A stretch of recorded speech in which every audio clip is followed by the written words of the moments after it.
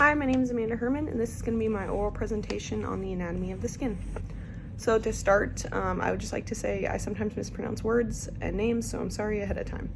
So the components of the integumentary system. So the integumentary system has two components, some components, which are the cutaneous membrane or the skin, which is comprised of the epidermis and the dermis. Deep in the dermis, there's a loss of connective tissue and a sublayer that is known as the hypodermis, but is not considered a full part of the integumentary system. The second component of the integumentary system is accessory structures, which are comprised of hair follicles and endocrine glands and nails.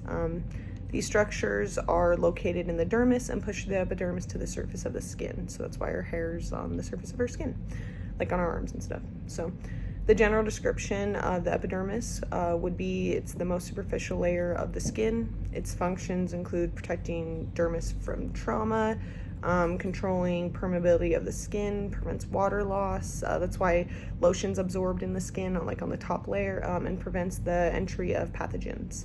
The epidermis is how humans detect pressure, pain, touch, and temperature. A general description of the dermis would be the connective tissue underlying the epidermis, and a general description of the hypodermis would be the loose connective tissue of the sublayer of the skin.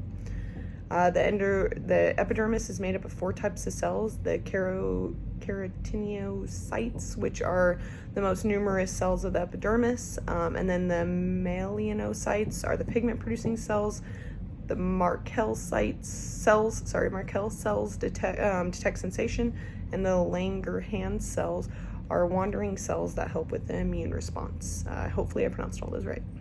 The last three cells are scattered among the keratinocyte cells.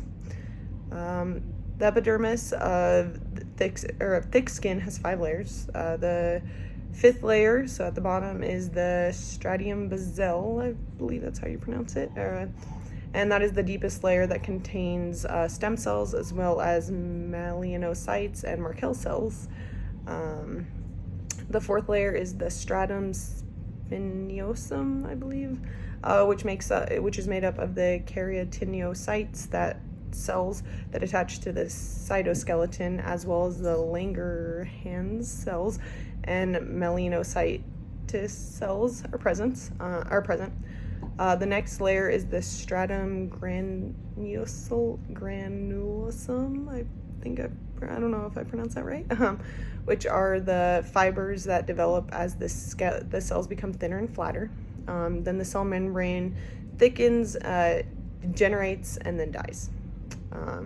The second layer of the skin of the epidermis is the stratum lucidum, which appears as the glassy layer in thick skin only. And the first layer is the stratum corneum, I believe, which contains multiple layers of flattened, dead, interlocking skin, which is usually it's this layer that is water resistant and permits slow water loss by sweating. Sorry. The dermis contains 2 layers, the papillary layer and the reticular layer, I believe. Sorry, I'm not the best at pronouncing. The papillary layer is the superficial layer of the dermis, which consists of loose connective tissue, and this layer contains the capillaries and annexons of neurons. And then the reticular layer consists of fibers and an interwoven meshwork of dense irregular connective tissue. An example of clinical application for the anatomy of the skin related to my future career, that's going to be mine's pharmacy. So I'd say you need to know everything about like the anatomy of the skin when I'm prescribing ointments or anything for like burn victims or any type of scarring that somebody wants to get rid of. I'm going to have to know how the skin is going to react to certain ointments. So that's my presentation. Thank you.